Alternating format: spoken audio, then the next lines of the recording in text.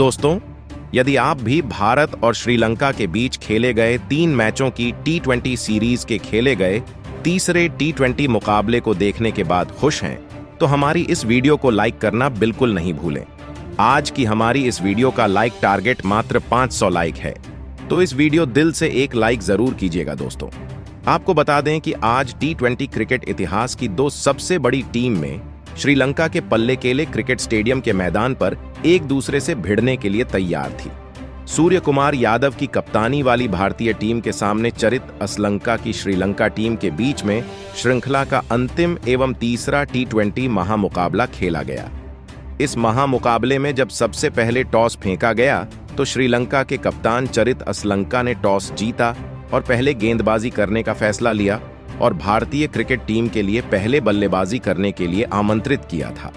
भारतीय टीम की तरफ पारी की शुरुआत करने के लिए 2 सबसे बड़े तूफानी बल्लेबाज मैदान में उतरे, जहां यशस्वी जायसवाल और शुभमन गिल के कंधों पर इस महामुकाबले में अपनी टीम को एक बेहतरीन विस्फोटक अंदाज में शुरुआत दिलाने की बहुत बड़ी जिम्मेदारी थी। लेकिन ऐसा करने में भारतीय टीम की यह खतरनाक ओपनिंग जोड़ी आज पूरी तरह से नाकाम रही और आज श्रीलंका की तरफ से दूसरा ओवर लेकर आए महीश तीक्ष्णा को यशस्वी जायसवाल ने तीसरी और 5वीं गेंद पर 2 खतरनाक चौके लगाकर अपनी मंशा साफ जाहिर कर दी। लेकिन तभी तीक्ष्णा ने बदला लेते हुए ओवर की अंतिम गेंद पर जायसवाल को LBW आउट करके पवेलियन का रास्ता दिखा दिया और अपनी टीम को पहली सफलता सिर्फ 11 रनों के स्कोर पर दिला दी थी,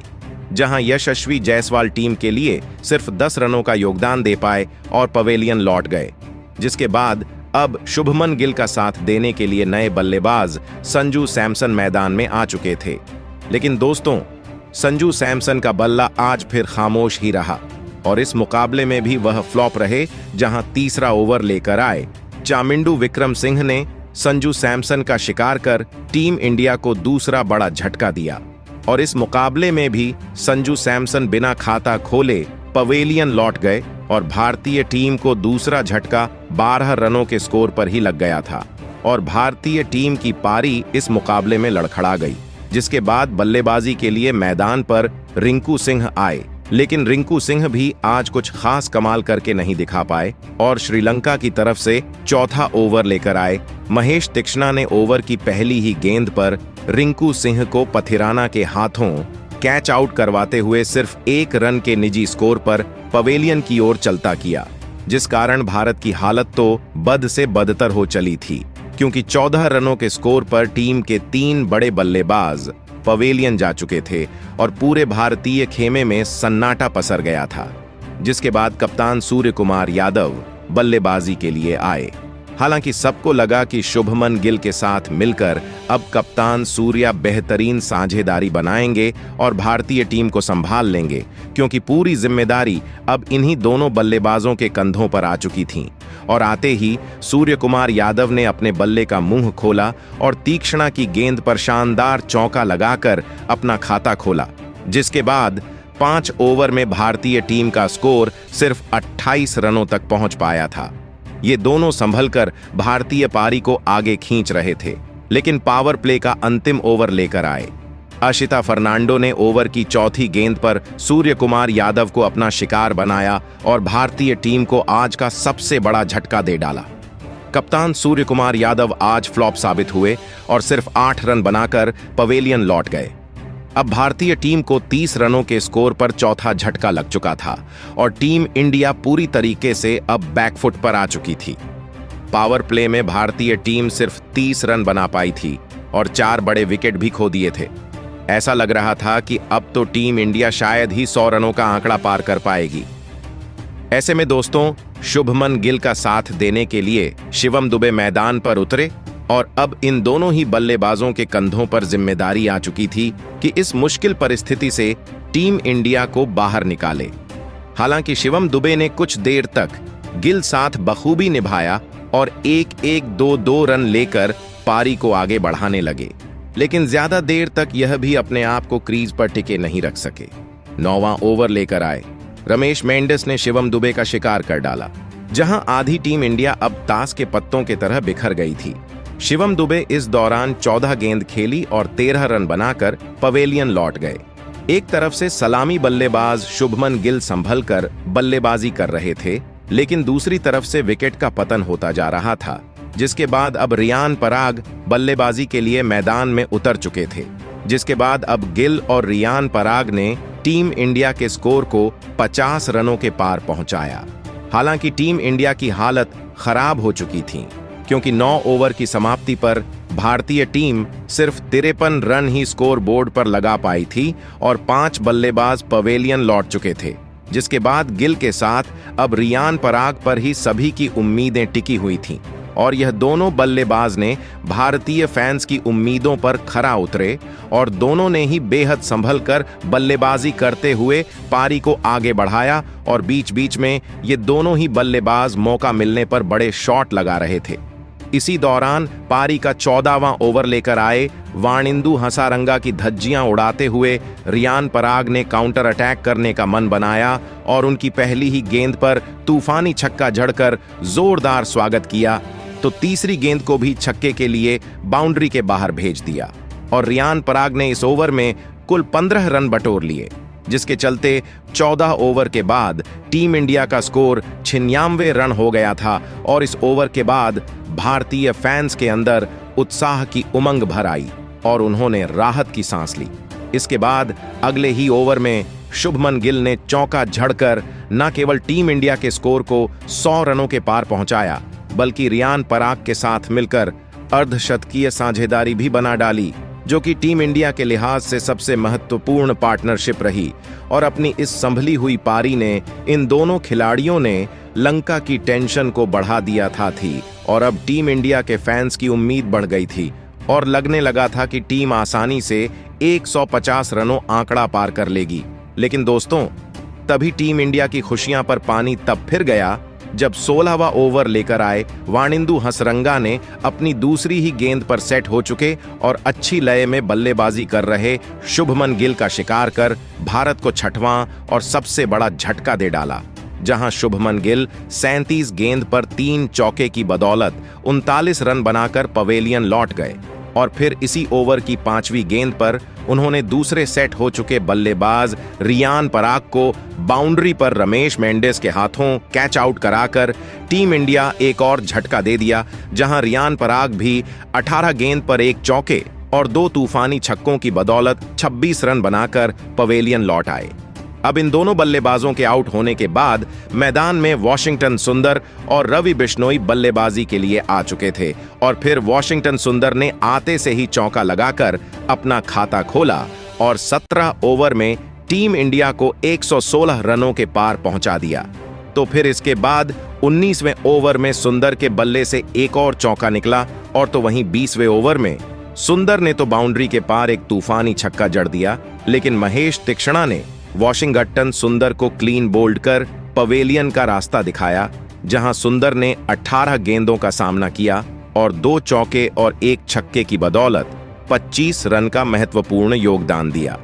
जिसके बाद 20 ओवर की समाप्ति तक team India 137 run score board में लगाने में कामयाब हो पाई।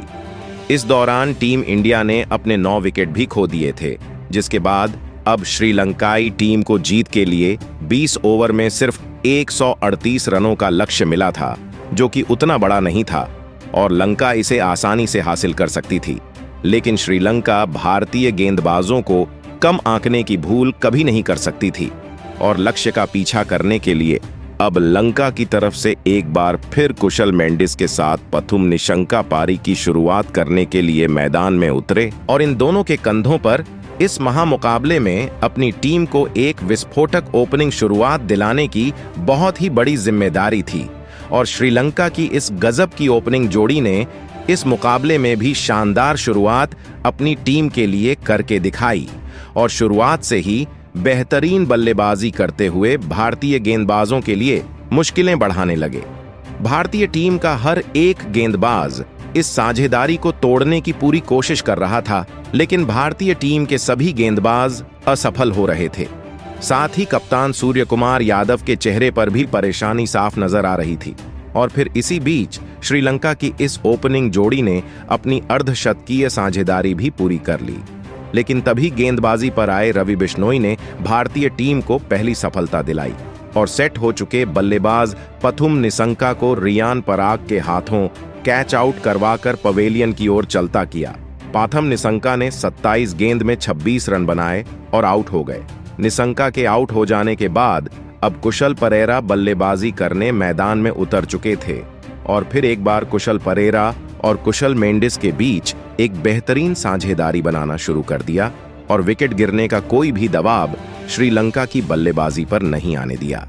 अब यहां से भारतीय टीम सिर्फ विकेट निकालकर ही इस मुकाबले में वापसी कर सकती थी। कुशल मेंडिस और कुशल परेरा की यह जोड़ी भारतीय गेंदबाजी के लिए काल बनी हुई थी और ये दोनों ही बल्लेबाज ताबड़तोड़ बल्लेबाजी करते हुए अपनी टीम के स्कोर को आगे बढ़ा रहे थे और फिर एक बार कप्तान सूर्यकुमार यादव मुश्किल में नजर आ रहे थे। कुशल परेरा और कुशल मेंडिस की यह जोड़ी भारतीय टीम की जीत से यह मुकाबले को दूर लेती जा रही थी और देखते ही देखते इन दोनों की अर्धशतकीय साझेदारी भी पूरी हो चुकी थी और अब अंतिम 5 ओवरों में श्रीलंकाई टीम को जीतने के लिए सिर्फ 30 रनों की जरूरत थी। लेकिन तभी गेंदबाजी पर आए रवि बिश्नोई ने सेट हो चुके कुशल मेंडिस को एलबीडब्ल्यू आउट कर पवेलियन का रास्ता दिखाया और कुशल मेंडिस 41 गेंदों में शानदार 43 रनों की गजब की पारी खेलकर आउट हुए। लेकिन अब भारतीय टीम के लिए यहां से इस मुकाबले में वापसी करना नामुमकिन हो चुका था और अब बल्लेबाजी के लिए वाणिंदु हसरंगा मैदान में उतर चुके थे, जिसके बाद अब श्रीलंका को आखिरी 4 ओवरों में जीत के लिए 23 रनों की जरूरत थी। अब यहां से कोई चमत्कार ही भारतीय टीम की इस मुकाबले में वापसी करवा सकता था। लेकिन तभी पारी का 17वां ओवर डालने आए। वॉशिंगटन सुंदर ने नए बल्लेबाज वाणिंदु हसरंगा को रवि बिश्नोई के हाथों कैच आउट करवा दिया और हसरंगा भी सिर्फ 4 गेंद में 3 रन बनाकर पवेलियन की ओर चलते बने। वहीं उसकी अगली ही गेंद पर नए बल्लेबाज और श्रीलंका के कप्तान चरित अलंका को उनकी पहली ही गेंद पर वॉशिंगटन सुंदर ने संजू सैमसन के हाथों कैच आउट करवाकर जैसे आए थे वैसे ही वापस भेज दिया। कप्तान चरित असलंका तो इस मुकाबले में अपना खाता भी नहीं खोल पाए, तो वही वॉशिंगटन सुंदर ने अपनी इस ओवर में केवल 2 ही रन दिए, जिस वजह से अब श्रीलंका को आखिरी 3 ओवरों में 21 रनों की जरूरत थी। अब विकेट गिरने के बाद रमेश मेंडिस मैदान पार बल्लेबाजी करने के लिए आए और पारी का 18वां ओवर खलील अहमद डालने आए और खलील अहमद ने अपने इस ओवर में बहुत ही खराब गेंदबाजी करके दिखाई और इस ओवर में 5 वाइड गेंद डालकर भारतीय टीम की मुश्किलें बढ़ा दी और इस ओवर में श्रीलंका की टीम को 12 रन मिल गए। अब श्रीलंका को आखिरी 2 ओवरों में सिर्फ 9 रन ही जीत के लिए चाहिए थे। अब यहां से भारतीय टीम का जीतना लगभग नामुमकिन हो चुका था, लेकिन इस पारी का 19वां ओवर डालने आए रिंकू सिंह ने कमाल करके दिखाया और अपने इस ओवर में सेट हो चुके बल्लेबाज कुशल परेरा को अपनी ही गेंद पर कैच आउट कर पवेलियन का रास्ता दिखाया। कुशल परेरा ने 34 गेंदों में का सामना किया और 46 रन बनाकर आउट हो गए। अब बल्लेबाजी के लिए कमिंदु मेंडिस मैदान में उतरे, लेकिन रिंकू सिंह ने अपने इस ओवर की अंतिम गेंद पर भी एक और विकेट हासिल किया और रमेश मेंडिस को शुभमन गिल के हाथों कैच आउट करवाकर भारत की जीत की उम्मीदों को बढ़ा दिया। रमेश मेंडिस 6 गेंद में सिर्फ 3 रन बनाकर आउट हो गए, तो वही रिंकू सिंह ने अपने इस ओवर में सिर्फ 3 ही रन दिए थे, जिस वजह से यह पूरी तरह हारा हुआ मुकाबला अब भारतीय गेंदबाजी ने अंतिम ओवर तक पहुंचा दिया था और अब मुकाबला बहुत ही ज्यादा रोमांचक हो चुका था। और फिर इस पारी का अंतिम और निर्णायक ओवर खुद कप्तान सूर्यकुमार यादव फेंकने के लिए आए और सूर्यकुमार यादव ने इस ओवर की पहली ही गेंद पर स्ट्राइक पर खड़े कमिंदु मेंडिस को खाली निकाल दी। अब श्रीलंका को 5 गेंदों में 6 रन जीत के लिए चाहिए थे, लेकिन उसकी अगली ही गेंद पर मेंडिस को कप्तान सूर्यकुमार यादव ने रिंकू सिंह के हाथों कैच आउट करवा दिया। मेंडिस 3 गेंद में बस 1 ही रन बना पाए और आउट हो गए। किसी ने भी नहीं सोचा था कि यह मुकाबला इतना ज्यादा रोमांचक होगा। सूर्यकुमार यादव जिस प्रकार बल्लेबाजी करके दिखाते हैं, आज वह गेंदबाजी में अपना जौहर दिखा रहे थे। अब श्रीलंका को 4 गेंद में 6 रन जीत के लिए चाहिए थे। अब विकेट गिरने के बाद महेश तीक्ष्णा मैदान में उतरे लेकिन महेश तीक्ष्णा को भी उनकी पहली ही गेंद पर सूर्य कुमार यादव ने संजू सैमसन के हाथों कैच आउट कर वापस पवेलियन भेज दिया।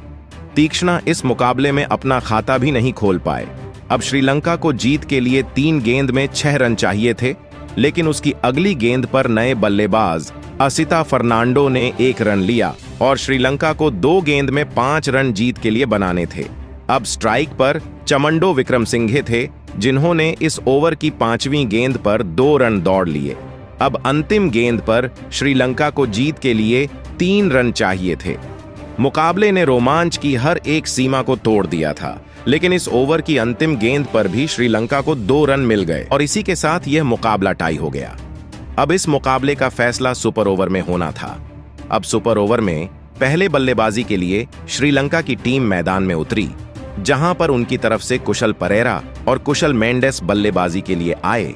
और भारतीय टीम की तरफ से सुपर ओवर वॉशिंगटन सुंदर को डालने के लिए दिया गया। लेकिन इस ओवर की दूसरी गेंद पर कुशल परेरा को वॉशिंगटन सुंदर ने रवि बिश्नोई के हाथों कैच आउट करवा दिया और कुशल परेरा इस सुपर ओवर में अपना खाता भी नहीं खोल पाए और आउट हो गए। और अब श्रीलंका के पास बस एक ही विकेट बचा था। अब श्रीलंका की टीम की तरफ से पथुम निशंका मैदान में उतरे थे, लेकिन पथुम निशंक को भी वॉशिंगटन सुंदर ने उनकी पहली ही गेंद पर रिंकू सिंह के हाथों कैच आउट करके श्रीलंका की इस सुपर ओवर में बल्लेबाजी को यहीं पर खत्म कर दिया। श्रीलंका की टीम सिर्फ 2 ही रन इस सुपर ओवर में बनाने में कामयाब हो पाई,